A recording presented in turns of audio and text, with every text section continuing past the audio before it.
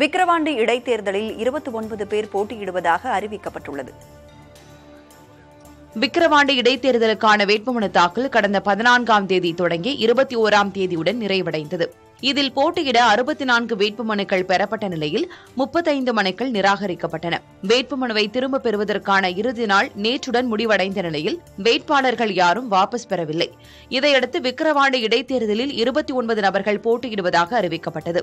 இதில் திமுக வேட்பாளர் அன்னியூர் சிவா உதயசூரியன் சின்னத்திலும், பாமக வேட்பாளர் சி அன்புமணி மாம்பழம் சின்னத்திலும், நாம் தமிழர் வேட்பாளர் அபிநயா மைக் சின்னத்திலும் போட்டியிடுவதாக தெரிவிக்கப்பட்டது. நடந்து முடிந்த மக்களவைத் தேர்தலில் விசிக பானை சின்னத்தில் போட்டியிட்டு வெற்றி பெற்ற நிலையில் அதே சின்னத்தை சுயேட்சை வேட்பாளர்கள் 4 நபர்கள் கேட்டனர். இதில் குலுக்கல் முறையில் சிவசக்தி என்பவருக்கு பானை சின்னம் ஒதுக்கப்பட்டது. விக்கிரவாண்டி தேர்தலுக்கான வாக்குப்பதிவு வரும் 10ஆம் தேதி நடைபெற்று 13ஆம் தேதி முடிவு அறிவிக்கப்படுகிறது.